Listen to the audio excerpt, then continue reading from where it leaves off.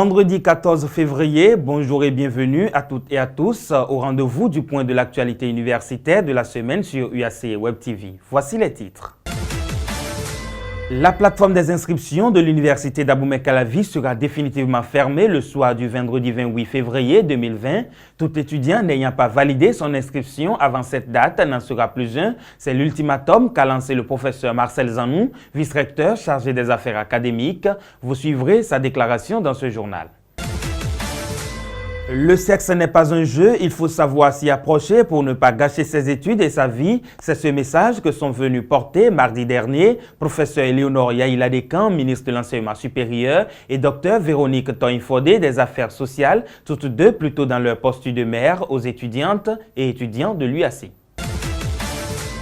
Merci de suivre l'actualité hebdomadaire sur UAC Web TV. La validation des inscriptions à l'université d'Abomey-Calavi prend fin rigoureusement le vendredi 28 février 2020. C'est le mot d'ordre du vice-recteur chargé des affaires académiques pour inviter les étudiants retardataires à se mettre à jour au risque de voir leur nom éjecté de la base de données des étudiants régulièrement inscrits au titre de l'année académique 2019-2020. Suivez sa déclaration. Le problème est que les inscriptions ont démarré depuis novembre. La rentrée a été faite en octobre, mais les inscriptions ont démarré depuis novembre. Et on avait comme impératif de terminer ces inscriptions le 31 décembre. Mais avec un plaidoyer, on nous a accordé que les inscriptions se poursuivent jusqu'au 28 février. Nous sommes aujourd'hui le 13 février et il y a moins de 50% des étudiants sont venus valider leur inscription. Si nous sommes à 2 semaines de la fin du délai qu'on nous a donné et que moins de 50% ont validé, mais quel temps ils ont encore? Alors nous sommes en train de leur lancer un appel pour qu'ils se dépêchent et venir valider leur inscription. Vous avez vu, les centres d'inscription sont vides et ils traînent encore les pas. Passé la date de 28, nous ne saurions assumer la responsabilité des retards, parce que des déconvenus pourraient arriver. Ce qui pourrait se passer est que celui qui n'a pas validé son inscription n'est plus considéré comme un étudiant. Il ne pourra pas passer les examens du second semestre et donc il perd l'année académique. Cet élément est important. Il faudrait que chacun se dépêche pour venir valider son inscription. Donc, qu'il s'empresse.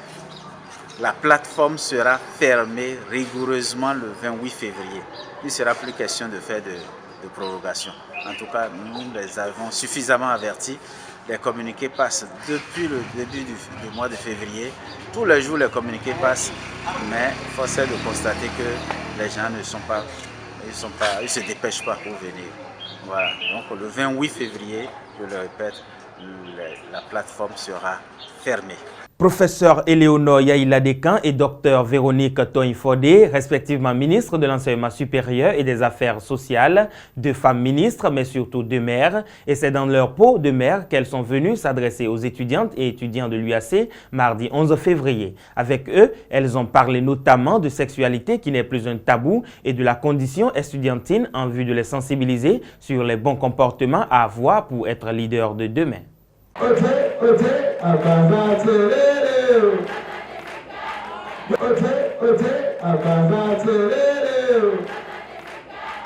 Mon corps est comme de l'or, je dois le préserver, tel le fredonne l'artiste Gopal. Tel se résume le message que sont venus transmettre aux étudiantes et étudiants de l'université d'Abomey-Calavi 2 ministres du gouvernement. Il s'agit de la ministre de l'Enseignement supérieur et de la Recherche scientifique et de sa collègue des Affaires sociales et de la microfinance. 2 femmes ministres qui ont décidé, face à un auditoire assez nombreux, le mardi 11 février 2020, de porter leur manteau de mère pour parler de sexualité. Nous sommes 2 femmes ministres. Nous sommes en quelque sorte vos mamans pour porter un message chaleureux. Parce que la finalité pour nous, c'est qu'on vous voit réussir vos études. Mes chères étudiantes, mes chers étudiants, mes chères petites sœurs, petits frères, la présente rencontre loin d'être une séance de trop, vise à échanger avec vous sur les comportements, les méthodes indispensables à une vie sexuelle épanouie. Selon une étude réalisée par l'UNFPA, on dénombre en milieu universitaire et au cours des 12 derniers mois, 53% de rapports sexuels non protégés, 20,6% d'agressions faites aux filles et 4% de viols. Ainsi, ignorer la question de la sexualité dans le cursus des filles et des garçons serait faire preuve d'hypocrisie et de légèreté. C'est pour cela que les deux ministres ont fait l'option de se porter vers les concernés pour un dialogue direct afin de mieux les éclairer. Au centre de cette séance de sensibilisation, on compte également le Centre des œuvres universitaires et secours COUS-AC, les organisations estudiantines, l'Observatoire Jean de l'UAC et le rectorat. La sexualité doit être un acte dont on mesure la portée. Ce n'est pas seulement, je ne dis pas que ce n'est pas important, ce n'est pas seulement un moment de plaisir. C'est aussi une activité qui nous amène à faciliter la création de la vie. Et l'élément essentiel, c'est que la découverte de la sexualité nous soit la porte ouverte à un monde dramatique. La séance de ce jour n'a pas pour objectif de faire l'apologie du sexe, loin de là, mais plutôt vous inviter à vous prévenir contre les risques, je veux dire les difficultés liées à une sexualité non protégée. C'est pour que vous preniez conscience de l'impact de cette sexualité si elle n'est pas maîtrisée, voire aussi d'une fécondité non maîtrisée.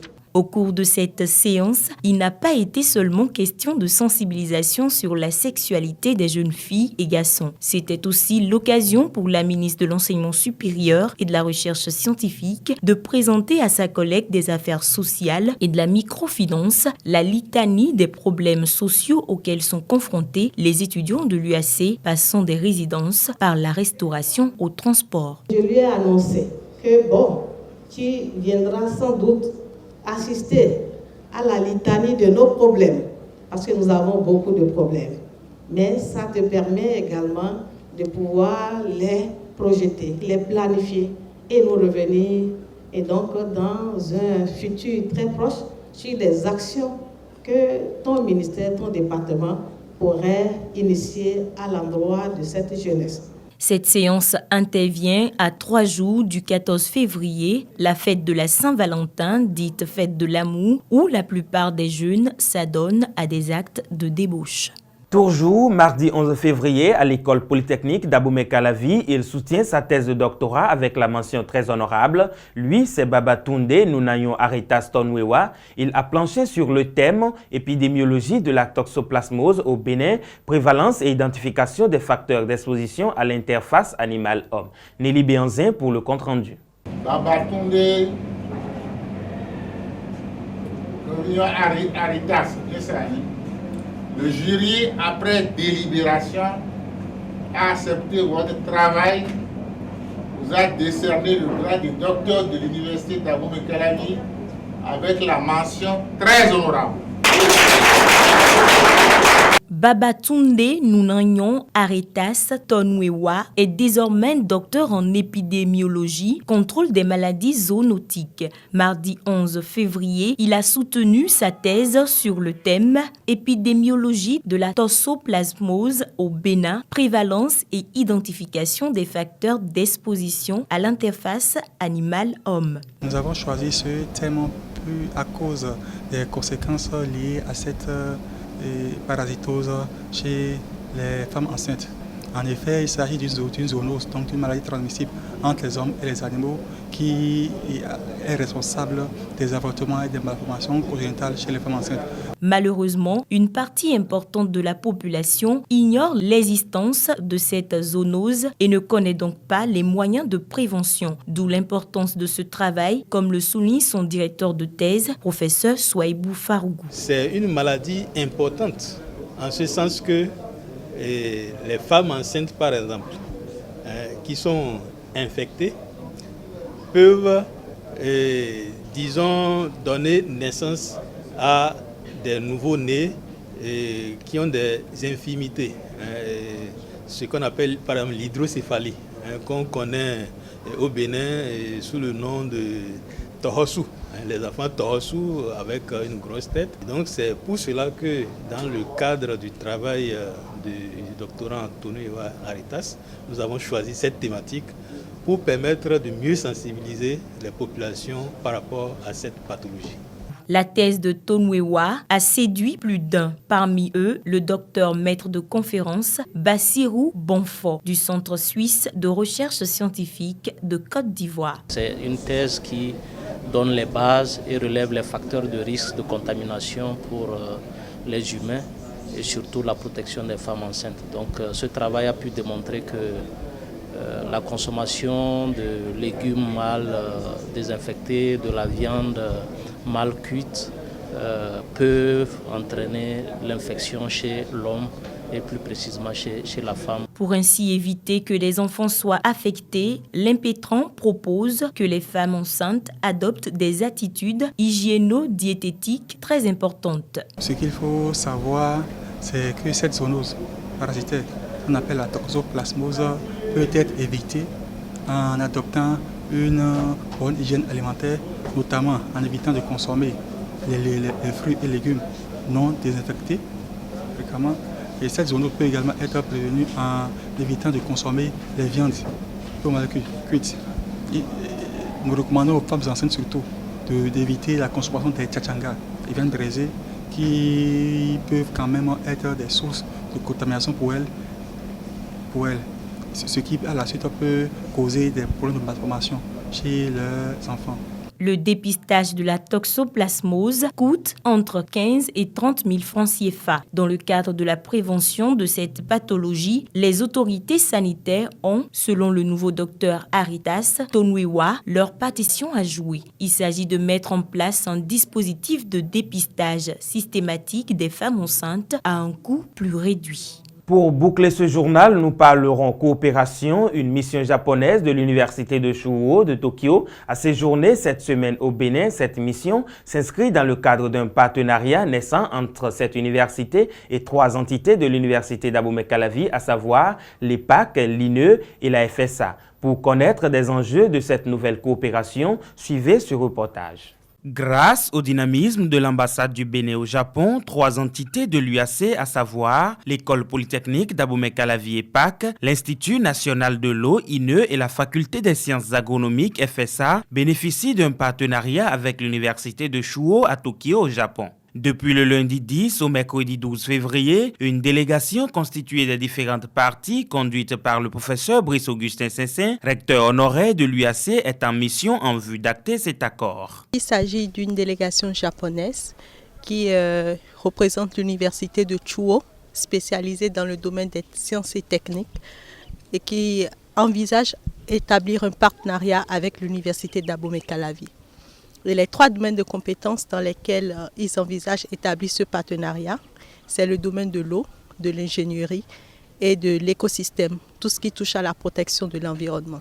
L'objectif premier est de parvenir à des échanges d'étudiants et d'enseignants japonais et béninois pour des séances d'immersion. Grâce à cette université qui a une renommée internationale, on pourra, avec l'école polytechnique d'Abomey-Calavi, l'Institut national de l'eau, dont je suis le directeur, et la faculté des sciences agronomiques, bénéficier non seulement de la mobilité des étudiants avec possibilité de bourse, mais également la mobilité des enseignants et surtout la technologie. De l'autre côté, ce partenariat permettra à l'université de Chuo au Japon de s'ouvrir davantage au monde, plus précisément à l'Afrique, à travers l'université d'Abomey-Calavi. Pour l'université de Chuo, c'est la première fois de venir en Afrique pour signer un partenariat avec une université africaine. Donc c'est l'université du Bénin d'Abomey-Calavi que nous avons choisi. Et l'université d'Abomey-Calavi est l'une des premières universités de sciences techniques au Bénin. Vous savez que le Japon est très engagé et très percutant dans le domaine de la technologie. Donc, c'est une expérience qui va nous permettre d'aller vers du concret en termes de technologie, mais également le secteur de l'eau les intéresse beaucoup notamment comment traiter et offrir de l'eau potable avec de nouvelles méthodes. Et tout ça, c'est quelque chose de très important. Mais l'eau aussi, c'est un support pour l'agronomie. Et donc, la faculté des sciences agronomiques, à travers ces différentes structures, va également bénéficier de ça, les écosystèmes et tout ce qui tourne autour des activités que mène la faculté des sciences agronomiques. Pour Stéphane Hotz, enseignant à l'université de Chouo, ce partenariat va favoriser également le partage d'expériences entre chercheurs du Bénin et du Japon dans le domaine de la technologie. Actuellement, moi-même, je suis dans le domaine des objectifs de développement durable. Donc, j'ai un très grand intérêt vers l'objectif dans les objectifs de développement durable. Donc la première chose, c'est que moi, je suis spécialiste des écosystèmes, du fonctionnement des écosystèmes et de la façon dont les gens utilisent les écosystèmes. Donc déjà au Bénin, j'aimerais voir comment fonctionne l'écosystème du Bénin, quelle est la structure de l'écosystème et voir ce que je peux apprendre de cela pour pouvoir réellement contribuer aux objectifs de développement durable et apprendre de l'écosystème béninois, étudier ça et voir comment je peux participer à atteindre ces objectifs-là. Voilà. La présente mission japonaise consiste en la signature d'un mémorandum d'entente avec les 3 entités partenaires de l'UAC. La première phase de ce contrat est prévue pour durer 4 ans. Terminé pour ce compte rendu de l'actualité de la semaine à l'université d'Abomey-Calavi. Ce fut un plaisir de rester en votre compagnie. Merci et à bientôt sur UAC Web TV.